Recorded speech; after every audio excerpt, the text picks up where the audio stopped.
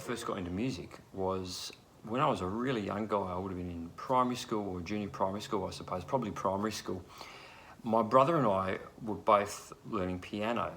Like a lot of young kids learning piano, you start out with the basics, and often you learn classical music, which is certainly what I did. And I was learning classical pieces to pass the AMEB exams, which was the Australian Music Education Board. And I worked my way up through to level 5 of AMEB, and by then I was probably in my, I guess I must have been 13, 14, something like that. And I really didn't want to do it anymore. I guess I wasn't really enjoying the classical learning and the stress of the exams. They were very stressful. You'd sit in this room and there'd be this stuffy guy, and there'd be a big piano there, and the environment was quite intimidating and quite scary, so it wasn't really for me anymore. But I did tell my music teacher at the time that I was not enjoying the classical music in the exams so much. And I guess like a lot of young kids, you're reluctant to say these things to adults, but when I did, he went, "Oh, that's no problem." And then he started showing me Beatles tunes and jazz chords and all this sort of stuff. And I'm no expert jazz player, but it really did make me realise that you could have a lot of fun with your music, and there was all these great tunes that you could learn. So that was how I got into music. As I got into my later teens, I gave the private lessons the flick. I look back on it, Mum and Dad were forking out for private lessons for me and my brother, and private music lessons are not cheap now, and they weren't cheap then. And we didn't have a lot of money, so I thought it was an amazing, in retrospect, in hindsight, it was an amazing sacrifice they made to keep me and my brother playing music. But when I got to my late teens, I wasn't so much interested in the formal lessons. But with the rock music that my teacher had introduced me to, I then got into a band in high school, and from there playing blues bands, rock bands. So pretty much since I've been legally able to get into pubs and clubs, I've been playing in bands of one form or another. So that's how I started my musical journey. How I got into Pink Floyd was also another story involving music lessons and my brother. So when he was 13 or so, he just started in high school, and I was 18 months older than him. He decided he didn't want to do piano lessons anymore and wanted to do guitar lessons. And he was a really good piano player, and I remember thinking, wow, why would you do that? But he was just very talented, and he was able to transfer his piano music knowledge very easily over to guitar, and it wasn't long before he got pretty good. He had this music teacher who was playing in a AC/DC tribute at the time, which, these days tribute bands are very common. Back then they weren't as common. But he was doing that, and so he was teaching him all this different music. So my brother would come home with all these different, things like Led Zeppelin and, AC/DC and Iron Maiden and just stuff that I probably wouldn't have listened to otherwise. And when he came home with Pink Floyd, it was Pink Floyd's The Wall. That was the first Pink Floyd music that my brother brought home that his music teacher had showed him.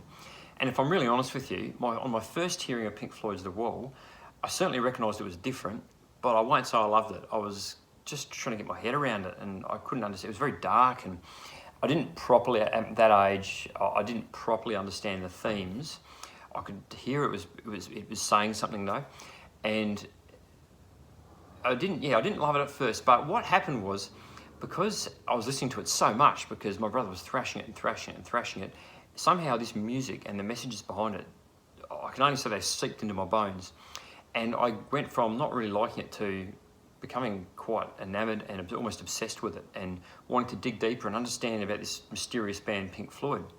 And as fans will know, Pink Floyd themselves weren't big personalities. So back in the pre-internet days, which is when I was a young bloke learning music and first hearing Pink Floyd, you couldn't Google Pink Floyd and learn about them on Wikipedia, or instantly call up a video clip of them or anything like that. And from the album liner notes, you're not learning a lot about the band. It's just pictures, and I was really struggling to understand what this was all about, but I knew I liked it and I wanted to learn more about it. So I did what all pre-internet kids did, which is you do a bit of detective work at the music store, and you go in and you flick through the records and see what's there. And it wasn't long before I hit upon that good old triangle with the prism, and gave that a listen, and my mind was completely blown when I heard Dark Side of the Moon for the first time. And from there, it was a process of just going back and checking out as many of their albums as possible. Each one's quite different in its own way. I thought it was all wonderful, and now I think I own just about every piece of recorded music they've ever put out, plus a few bootlegs here and there as well. But as a young bloke, it was just an amazing journey of discovery, and there was nothing else I'd heard quite like it. Bearing in mind, my parents weren't the ones to have this sort of stuff in their record collection. A lot of people of my generation would have been introduced to this music, maybe through a parents or an older sibling. But my parents weren't much into popular music. So, yeah, it was actually my younger brother who got me into Pink Floyd. But once he got me there, I loved it ever since.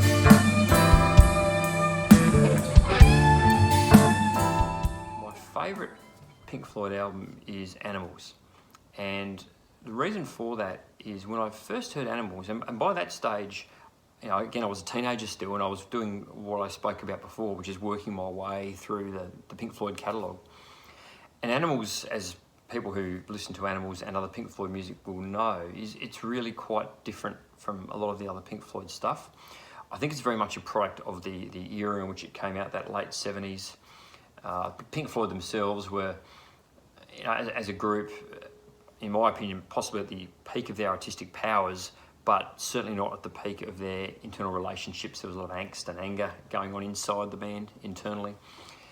And I think a lot of that has somehow made its way into the audio recordings. The theme of the album is really interesting too. It's loosely based on the ideas put forward by George Orwell's novel Animal Farm.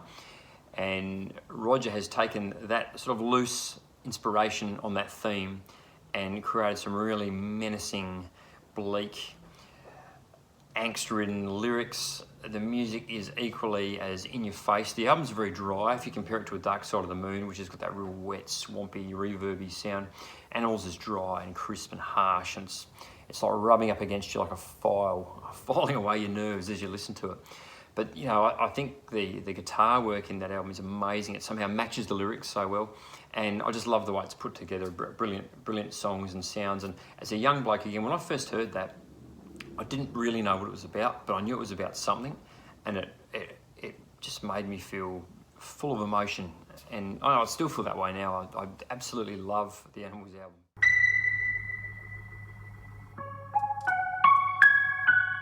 So I went along.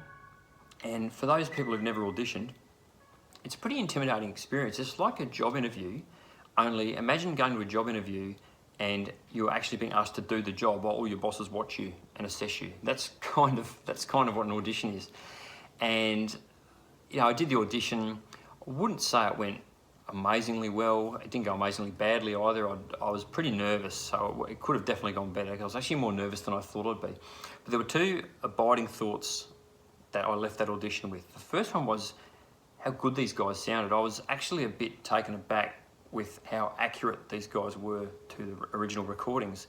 And being a fan, I was a little bit put off by that because I was really enjoying listening to them play, and it wasn't probably concentrating as hard as I should be on what I was supposed to be doing. I was getting off on the music a bit too much. The second thought I had, and this is the conversation I had with my wife when I returned home from the audition, was what nice blokes these guys were. They just made me feel so welcome. And as I said, I was quite nervous. And they clearly understood that and did everything they could to make me feel welcome and comfortable and part of the team, and nothing was too much trouble. They were very, very kind to me, every single one of them. And I remember saying to my wife, you know, I really hope I get this gig now. I was pretty easygoing about it beforehand. I kind of thought I probably wouldn't, but now that I've met these guys, I just really want to play music with them. They're just top blokes. And I even said to them afterwards, I said, look, whatever way it goes, fellas, can I just say I've really enjoyed the experience, and if you do hire someone different, let me know when your first show is. I'll be in the front row coming and having a listen, because I think you guys are great. Anyway, look, as it happened, although I don't think I covered myself in glory with that audition, they invited me back for another one. And yeah, eventually I was confirmed as the official keyboard player for Echoes of Pink Floyd, and how thrilling. And you know, 7 years later, I'm still here, so it's very exciting, and it was a great experience. I do get asked about my gear quite a bit. I'm running a rig of all Korg keyboards, and they're actually here. So I've got this one here, the SV1. That is a stage piano, and sounds great, plays great, feels good. One of the things that it's very, very good at is emulating the vintage style electric piano. So it does a very good Fender Rhodes sound, and it does a really good Wurlitzer sound. And Rick Wright himself did use those two electronic pianos quite a lot. So it really duplicates that sound very, very well.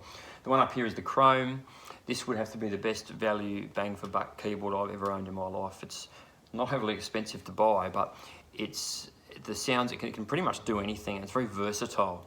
So if you're ever listening to one of our shows and you're hearing, maybe you're seeing me playing and there's a bass sound with a keyboard over the top, and then there's some strings over the top of that, and then there's some other machine sound in the background. This keyboard's probably doing all of it. It's very, very clever, and again, just easy to use, very good. The one behind me here, I'm not sure, you probably can't see it so well. He's hiding at the back there, but that's the King Call. And what the King Call does is it's a virtual analog synthesizer.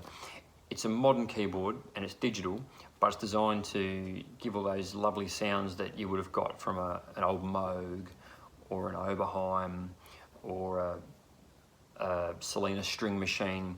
Again, stuff that Richard Wright himself used, but it's in a lightweight, digital, easy, reliable, doesn't go out of tune format, which I can take around when we go on tour. So those are my keyboards, very reliable. One of the reasons I like the Korg stuff is, A, it sounds good, that's a must, but B, it doesn't break down on me, touch wood, never has, and C, it's just easy to use. So it just button, I'm there doing what I need to do. As long as you do a bit of prep work to start with, it's all there ready to go for you. So yeah, good stuff. Does anybody else in here feel the way? It's interesting. We do get asked, especially these days, we're getting a bit more well known. We'll have people reach out to us via private message on social media or whatever, and they're often people who might be wanting to do something like what we do themselves, or start their own Pink Floyd act, or maybe just play it for fun. And always getting asked, how do you get to where you get to, and what are some tips you've got? And so from a performance point of view, simple tips are lots of practice. We'll often get told by people, well, you guys are really talented, and I guess you need some talent, but I disclaim any great amount of talent. It's a lot of hard work goes into what we do. So practice, really important. When you're first learning a song, or even when you're first learning a musical instrument, there's that period you have to get through where it sounds like rubbish, and you've got in your mind what it should sound like, and then you've got what you do sound like, and the two are a long way apart, and it's psychologically difficult to push through that barrier. Once you push through that barrier and you start to hear yourself getting better, your practice becomes its own reward, because it's fun to practice because you sound nice, and then you work harder on the little details. In terms of tips around the band, we work really well together because we treat each other nicely. We are respectful of each other. We're quite different characters, all of us. We're not the same person cloned, and that would be boring.